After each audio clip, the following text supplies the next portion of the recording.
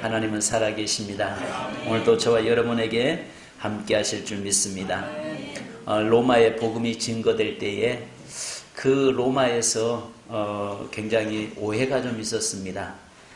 그래서 300년이라고 하는 기나긴 동안 대박해 사건이 일어나서 로마에서 이 카타콤이라고 하는 지하에서 생활을 한 그런 기독교의 아픈 역사가 있습니다.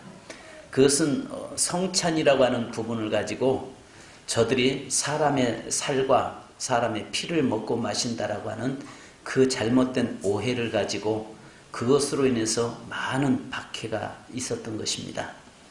우리나라에서도 처음에 선교사들이 왔을 때에 선교사님들의 그 이야기를 적은 것들 보면은 사람들이 담장 너머로 선교사들 얼굴 보려고 왔다고 합니다.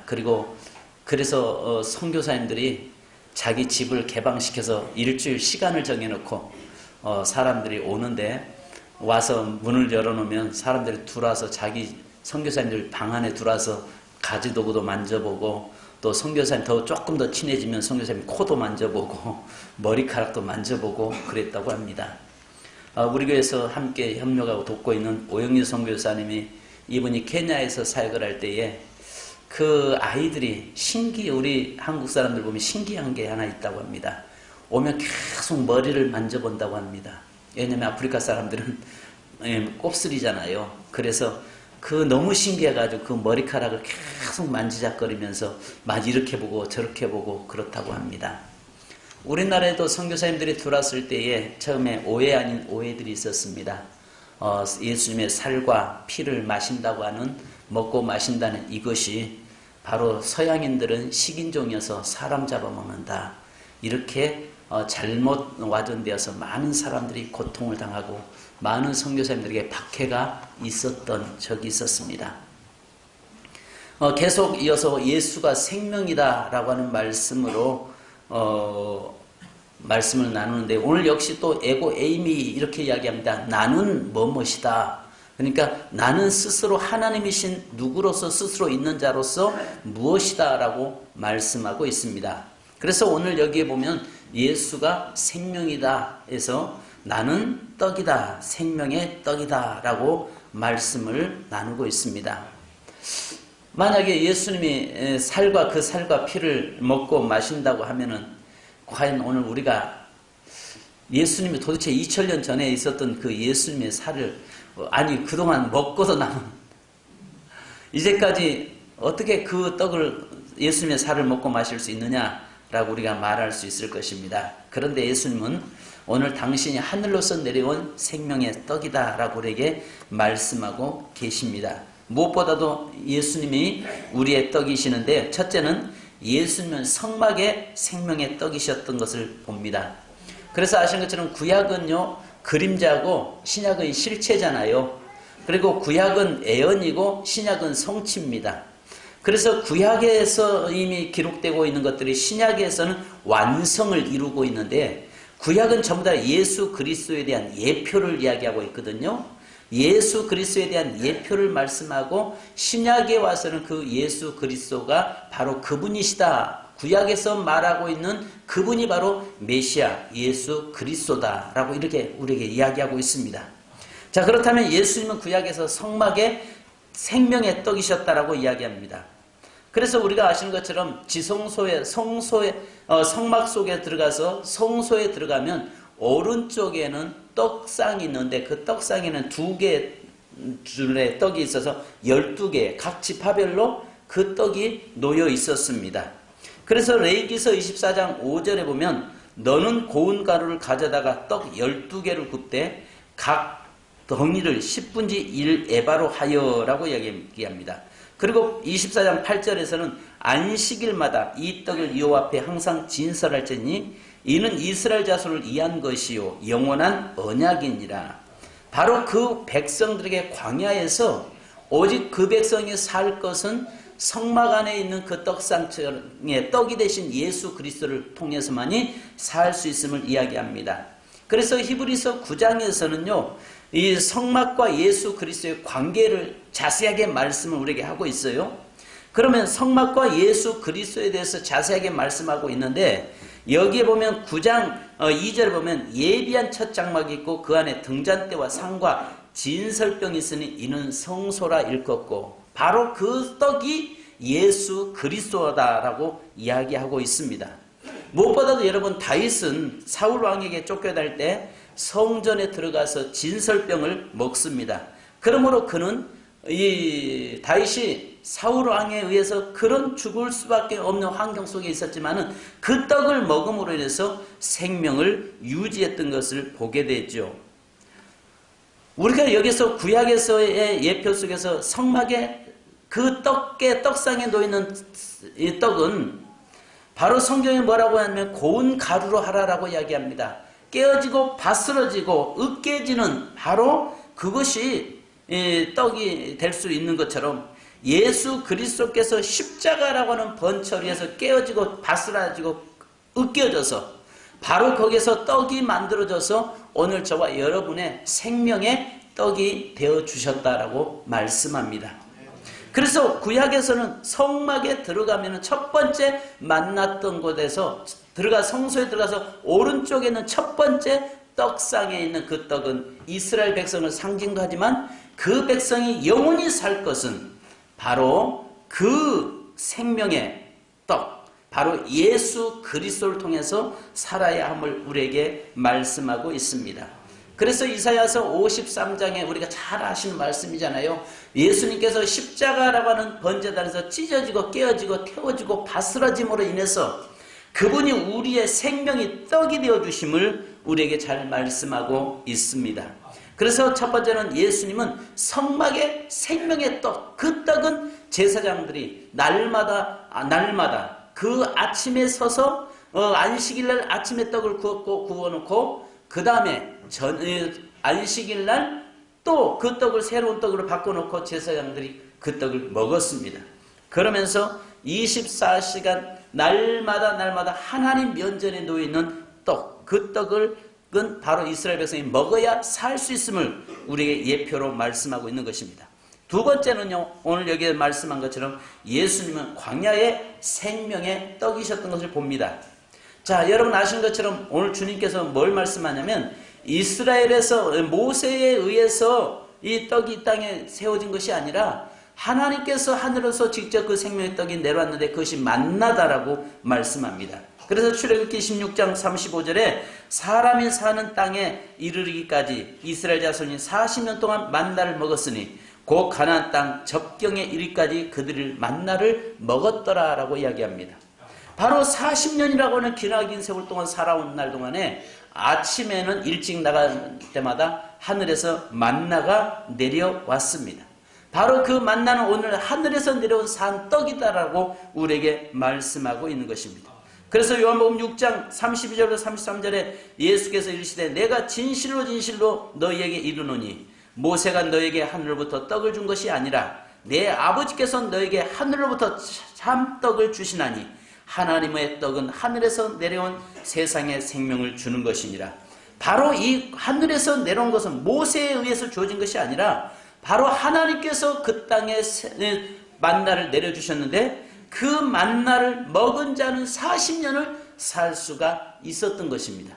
그러니까 사람이 살 수 없었던 그 광야에서 살 수 있었던 것은 바로 하늘에서 내린 그 만나를 먹는 자가 살 수 있는데, 오늘 여기서 우리에게 말씀하고 있는 것이 하늘로서 내려온 그 참떡, 바로 그분이 예수 그리스도인 것입니다. 그래서 구약의 만나는 신약의 예수 그리스도를 예표하고 있습니다. 그래서 저와 여러분이 날마다 이 만나를 먹어야 사는 줄로 믿습니다. 그래서 신명기서 8장 16절에 내 조상들도 알지 못하던 만나를 광야에서 내게 먹이셨나니 이는 다 너를 낮추시며 너를 시험하사 마침내 내게 복을 주려 하심이었느니라. 바로 그 만나를 그들이 알지 못했지만 만나를 줌으로 인해서 그들에게 마침내 그 인생의 삶의 복을 받게 하신 것처럼 오늘 성경의 말씀대로 예수님이 이 땅에 오신 목적에 대해서 이야기하고 있습니다. 자, 그래서 여기에 보니까 38절로 39절 우리 이 6장, 자 요한복음 6장 38절로 39절 같이 읽습니다. 37절부터요. 시작. 다 내게로 올 것이요 내게 오는 자는 내가 결코 내쫓지 아니하리라. 내가 하늘에서 내려온 것은 내 뜻을 행하려 함이 아니요 나를 보내신 이의 뜻을 행하려 함이니라. 나를 보내신 이의 뜻은 내게 주신 자 중에 내가 하나도 잃어버리지 아니하고 마지막 날에 다시 살리는 이것이니라. 아멘. 자, 여러분, 오늘 여기서 하늘에서 하나님이 예수 그리스도를 보내신 목적은 그 보내신 그 생명의 떡이신 예수 그리스도를 먹음으로 인해서 한 사람도 잃어버리지 않고 한 사람도 멸망치 않고 모두 다 살도록 만들기 이함이다 라고 우리에게 말씀합니다. 신명기서 8장 16절에 그 40년 광야 속에서 만나를 먹이시면서 그들을 시험하는 것은 그들을 낮추시고 더 그들을 시험하신 것은 마침내 복을 주기 위함이라. 그 만나를 먹은 자는 영원히 사는 것을 알게 하기 위해서 하나님께서 그들에게 만나를 주셨다라고 말씀합니다. 세 번째는요, 예수님의 성만찬이 생명의 떡입니다. 우리가 53절로 58절 다시 한번 읽으십시다.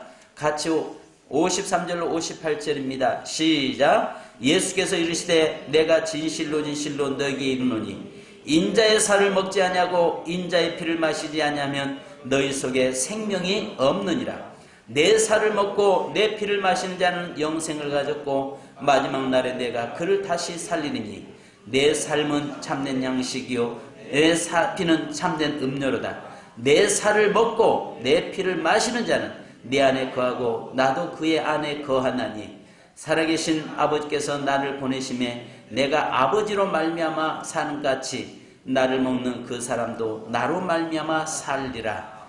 아멘. 자, 오늘 여기서 우리에게 말씀하고 있는 것이요, 우리에게 무엇보다도 예수님께서 우리에게 친히 생명의 떡이 되어주시고 또 성만찬을 통해서 하나님께서 우리에게 영원히 살 수 있는 길을 말씀하고 있는 것입니다.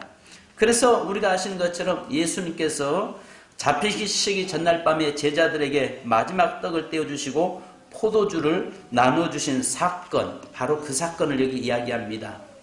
우리가 잘 아시는 것처럼 예수님의 공생의 시작에 요한복음 2장 4절에 보면은 가나의 혼인잔치 때에 그의 어머니 마리아가 이야기합니다. 이 집에 포도주가 떨어졌다 이야기할 때에 뭐라고 말씀하냐면 내 때가 아니나이다. 여자여 내 때가 아직 아닙니다 라고 이야기합니다.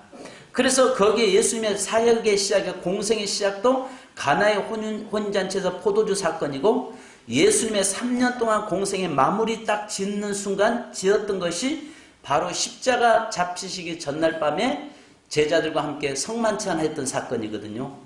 똑같이 술로 해서 술로 마무리를 짓습니다. 자, 그런데 오늘 여기에서요, 우리가 한 가지 보실 수 있는 것은 요한복음 17장 1절을 보면 성만찬 하신 후에 이렇게 말씀합니다. 예수께서 이 말씀을 하시고 눈을 들어 하늘을 우러러 가라사대 아버지여 때가 이르렀사오니 아들을 영화롭게 하사 아들로 아버지를 영화롭게 하게 하옵소서라고 이야기합니다.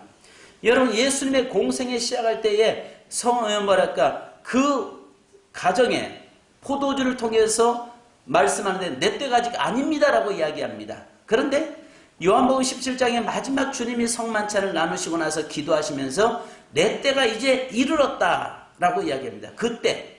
그러니까 그때가 이르렀다고 하는 것은 예수님은 가나의 혼인잔치 집에 포도주를 밖으로 오신 분이 아니시라는 것입니다. 그러니까 예수님이 이 땅에 오신 목적은 우리에게 영원히 사는 길을 알려주시고 영원히 살도록 하기 위해서 우리의 생명의 떡이 되시며 우리의 예수님이 우리에게 살과 피를 주시는 그 사건, 오늘 본문의 성만찬 사건이라고 우리에게 이야기하고 있습니다. 여러분, 교회에는요 은혜의 방편이 세 가지가 있습니다. 그래서 여러분, 어떤 분은요 내가 은혜 받았습니다라고 말할 수는 없는 거예요. 은혜 받았다고 하는 것은요 내가 생각하는 것을 어떤 말씀을 깨달아진 것도 은혜지만은 중요한 것은요 내가 하나님 앞에 내 자신을 바로 세워진 것이 은혜입니다. 그래서 교회는요 은혜 방편 세 가지가 있어요. 첫 번째는요 교회는 7입니다. 7이.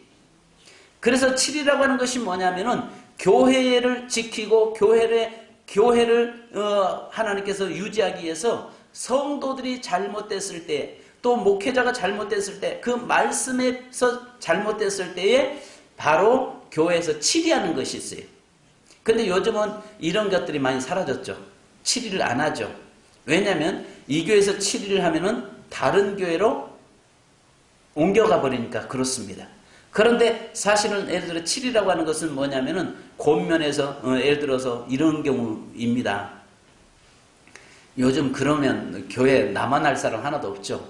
하나님이 세우신 가정이 무너졌을 때에 바로 그 성도한테 하나님께서 당신은 말씀대로 살지 못하니까 6개월간 수찬정지 내립니다. 예를 들어서 6개월 동안 성찬에 참여하시면 안 됩니다. 이렇게 결의를 하거나, 아니면은 7개를 범했을 때에 당신은 이 교회에서 이 범함으로 인해서 1년 동안 하나님 앞에서 회개하시며 모든 집회에 참석할 수 없습니다. 이렇게 7일을 했을 때에 다른 교회로 가버리죠. 그러면 다른 교회 가면은 뭐라고 합니까? 그 교회에서는 당신은 사랑받기 위해 태어난 사람, 우리 교회 다시 태어난 사람, 이렇게 이야기합니다. 환영합니다. 그런데 한 가지 보셔야 할 것이, 땅에서 매이면 하늘에서 매이고 땅에서 풀면 하늘에 풀려집니다. 그 교회에서, 치리한 교회에서 풀어져야 그 사람이 하늘에서 모든 것이 풀려지는 겁니다. 그래서 혹시라도 우리 교회에서 여러분들이 7일을 당했을 때에 여기서 다른 교회로 가면 절대 안 됩니다. 왜냐하면 7일 당해도 내가 여기서 그 기간 동안 회개하고 하나님 앞에 회개함을 통해서 그 기간 끝나고 나면 교회에서 해벌을 해주는 겁니다. 교회에서 해벌을 해줘야 자유자가 되는 겁니다. 그리고 난 다음에 다른 교회로 옮겨가도 문제가 되지 않는 것입니다. 이게 참 무서운 겁니다. 그래서 교회의 은혜 방편 첫 번째가 7입니다. 7이. 두 번째 또 하나는요, 성찬입니다. 바로 성만찬이 교회의 은혜 방편입니다. 그래서 칼빈 선생님이 우리에게 뭐라고 말씀했냐면, 성만찬은 많이 할수록 좋은 것이다. 사실은 예배 때마다 해야 맞습니다.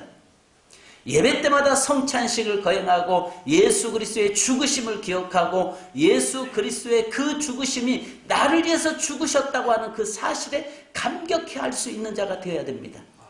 그래서요, 성찬식 때는요, 우리가 정말 두렵고 떨림으로 그 받고 잔과 떡과 잔을 나누면서 눈물 지으면서, 하나님 은혜입니까? 웬 일입니까? 나 같은 것을 어떻게 이렇게 구원시켜 주시고 나 같은 것이 어떻게 하나님의 자녀가 될 수 있겠습니까? 이것은 전적인 하나님의 은혜입니다. 하나님의 은혜를 늘 깨닫는 것. 그래서 은혜 방편이 성찬이라고요. 그래서 이 시간에 여러분들이 이 성찬을 그저 그 의미 없게 참여하지 마시고 실질적으로 그 일을 위해서 감격하고 그 은혜를 감사할 수 있는 저와 여러분이 되기를 바랍니다. 그리고 또 하나는요, 세 번째는요, 예배입니다. 이 예배를 통해서 내가 하나님 앞에 나아갈 수 있게 되고 예배를 통해서 하나님의 임재를 경험하게 되는 것입니다. 그래서 그 예배에는 세 가지가 있잖아요. 말씀과 헌금과 기도, 이 세 가지가 통해서 드려지는 것이 예배입니다. 그러니까 여러분들이 예배 부분도 마찬가지로 똑같이 하나님 앞에 왔을 때에 늘 예물을 준비하고 하나님께 드려지는 예배가 참된 예배가 되는 것입니다. 예배 시간에 여러분 늘 예물이 반드시 들어가야 예배가 되는 거예요. 갑자기 썰렁해졌다. 우리가 한 가지 생각해야 할 것이, 이게 은혜 방편은 세 가지예요. 그래서 교회의 질서를, 교회를 유지하는 것은 7이고, 그 다음에 예수 그리스도의 죽으심을 기억하면서 회개할 수 있는 통로가 성찬이고, 그리고 난 다음에 하나님의 말씀을 받고 예배를 통해서 내가 하나님의 그 나를 구원시켜 주신 그 은혜 감사해서 내가 하나님께 영광 올려드리는 것, 이것이 바로 예배가 되는 것입니다. 그래서 오늘 주님께서 이 땅에 친히 그 성찬을 통해서, 바로 그 성찬을 통해서 그 살과 피를 먹는 자는 영원히 산다라고 우리에게 말씀하고 있습니다. 세상 사람들은요, 여러분 빵을 얻기 위해서 전쟁을 하잖아요. 그래서 제가 종종 그 이야기 하잖아요. 아이들이 전쟁 놀이할 때 빵빵빵 땅땅땅 하잖아요. 그러니까 총을 쏠 때도 우리가 빵빵빵 땅땅땅 합니다. 왜 그렇습니까? 떡떡떡 하고 하진 않더라고요. 총소리가 여러분 빵으로 들립니까? 각 나라 사람마다 말하는 게 다릅니다. 근데 우리 한국 사람은요, 총소리 날 때 빵빵빵 땅땅땅 하는 게, 전쟁하는 것도 땅 차지하려고 전쟁하고, 전쟁하는 것도 빵 얻으려고 전쟁한다는 것이죠. 그러나 세상 사람들은 빵을 얻기 위해서 몸부림칩니다. 그러나 우리는 이 생명의 떡이신 예수 그리스도의 그 떡을 먹으려고 몸부림치는 우리 그리스도인들이 되어야 될 줄로 믿습니다. 마지막으로 여러분, 예수님은요, 예수님의 말씀이 생명의 떡이라는 것이죠. 그러니까 여기에서 무엇보다 예수님의 살과 피가 생명의 떡이 되는 것이고, 그 다음에 예수님의 말씀이 생명의 떡이 되는 것입니다. 그래서 마태복음 4장 4절에 예수께서 대답하여 이르시되 기록되었으되 사람이 떡으로만 살 것이 아니요 하나님의 입으로 나오는 모든 말씀으로 살 것이니라 하셨느니라 하시니라고 말씀합니다. 우리 예수님이 생명의 떡이심을 믿고 그 생명의 떡을 구하고 먹는 자가 되어야 되는 것입니다. 그래서 요한복음 6장 51절에 나는 하늘에서 내려온 살아있는 떡이니 사람이 이 떡을 먹으면 영생하리라. 내가 줄 떡은 곧 세상의 생명을 위한 내 살이니라 하시니라. 마지막 예수 그리스도의 그 생명, 피와 살이 오늘 우리를 영원히 살린다는 사실을 믿으시기 바랍니다. 사랑하는 성도 여러분, 땅의 것, 육신의 떡을 위해 살려고 몸부림치는 자가 아니라 영원한 생명의 떡이신 예수 그리스도를 날마다 먹는 자가 되기를 주님의 이름으로 축원합니다. 이스라엘 백성이 만나를 새벽에 나간 자마다 그 만나를 거둬들였습니다. 그 만나를 먹은 자만이 광야길을 지나갈 수 있었습니다. 이 시대는 우리가 생명의 떡이신 예수 그리스도를 먹는 자마다 이 세상에서 영원한 승리자의 삶을 살 수 있고 영원한 천국을 들어갈 수가 있는 것입니다. 그래서 오늘 본문에 말씀한 대로 내가 생명의 떡이다. 이 떡을 먹는 자는 영원히 산다라고 말씀합니다. 그래서 오늘 우리는 이 떡을 먹기 원합니다. 그래서 성만찬을 통해서 우리는 살과 피를 먹고 마심으로 우리의 삶이 영원히 사는 축복의 역사가 일어난 줄로 믿습니다. 여러분 기도하겠습니다.